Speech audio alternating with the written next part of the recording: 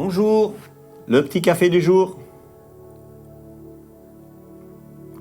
J'aime bien être chez vous. C'est pas de l'incrustation, mais c'est un moment d'intimité. On parle ensemble de la parole, on parle de l'œuvre de la croix. On a parlé comment Christ est venu pour nous libérer de nos pensées mauvaises, l'œuvre de la croix concernant toutes ces sources d'influence qu'il y avait, qui étaient là, qui nous gênaient finalement. On a bien insisté sur Romains 6, verset 16. Nous étions esclaves de ce qui avait triomphé en nous. Et puis là, nous sommes en train de voir au niveau de nos sentiments, nos émotions. Et on va parler tout maintenant là, des émotions.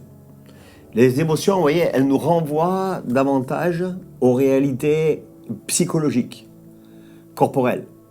Et les sentiments renvoient aux réalités affectives, tout ce qui touche l'affect.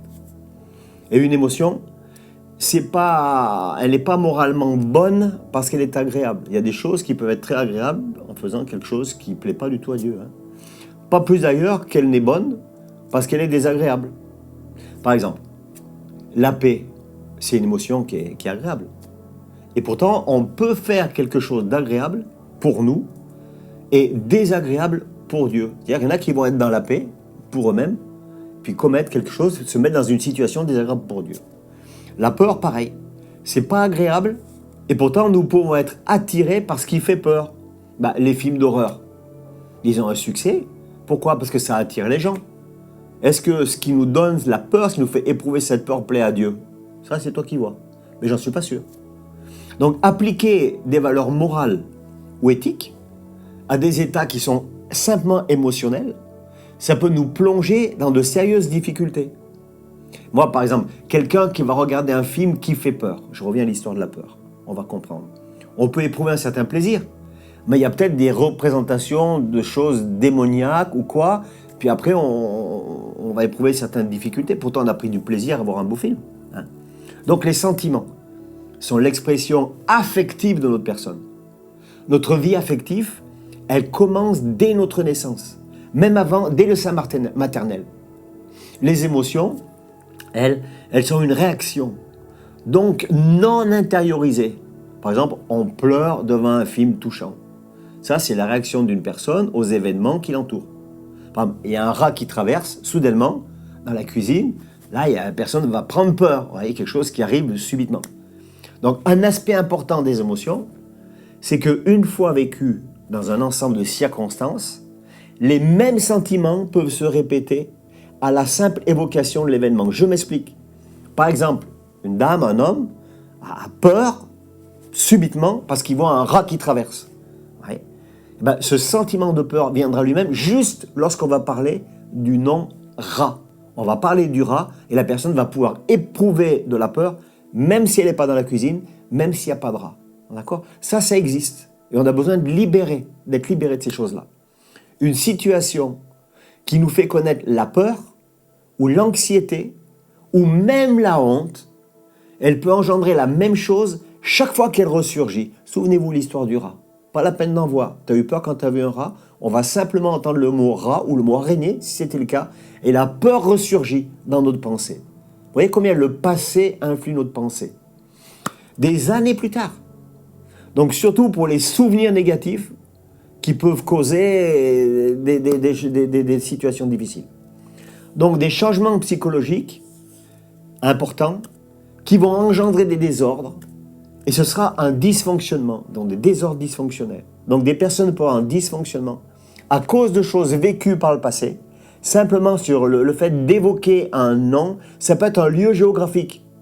Si tu es au bord de la mer à Nice par exemple, ou à Cannes, ou à Agen, n'importe où, tu as vécu quelque chose de difficile dans cette ville, dans cette ville-là, il y a des années, simplement en évoquant le nom de la ville, ça peut t'amener un fonctionnement complètement dysfonctionnel quand tu entends le nom de cette ville. D'accord? Et Ésaïe 21, versets 2 à 4 nous dit « Une vision terrible m'a été révélée. L'oppresseur opprime. » Et c'est le cas. Le dévastateur dévaste. Monte Élam, assiège Médie, je fais cesser tous les soupirs. C'est pourquoi mes reins sont remplis d'angoisse. Des douleurs me saisissent, comme les douleurs d'une femme en travail. Des spasmes m'empêchent d'entendre, le tremblement m'empêche de voir. Mon cœur est troublé, la terreur s'empare de moi. La nuit de mes plaisirs devient une nuit d'épouvante. Les sentiments, c'est important. sont à intégrer à notre vécu. On ne peut pas se battre contre nos sentiments parce qu'ils expriment un ressenti par rapport à une situation.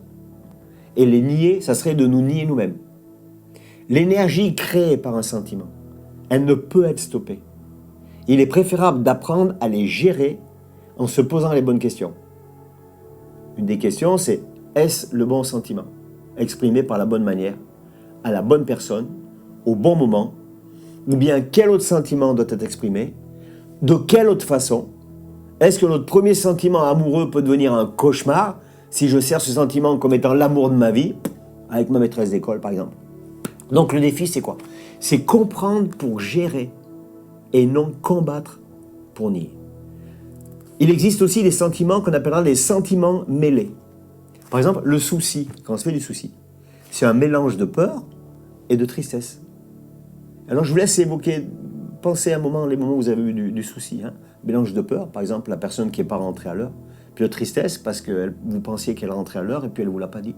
La haine, c'est la peur de l'autre et la colère contre l'autre. La culpabilité, aussi un mélange. La peur de désobéir, qui est mêlée à une colère contre la loi. La honte, c'est aussi un mélange. C'est une conjugaison de la peur et de la colère. Et la jalousie, c'est aussi un autre mélange. C'est la peur d'être abandonné, puis la colère. L'envie, un mélange de tristesse et de colère. Alors certains professionnels, par exemple, disent que la paix, que l'amour, la peur sont des émotions. Puis il y a d'autres professionnels qui disent que ce sont des sentiments. Mais ça, si vous voulez bien, on va le voir la prochaine fois. En attendant, on finit notre petit café, qui est toujours là et qui est très bon. Et puis je vous dis à très très bientôt. On reste en contact. Vous vous abonnez sur notre chaîne YouTube, Église Novation Officielle. On peut se rejoindre également sur Instagram ou sur Facebook. Soyez bénis et puis à très très vite.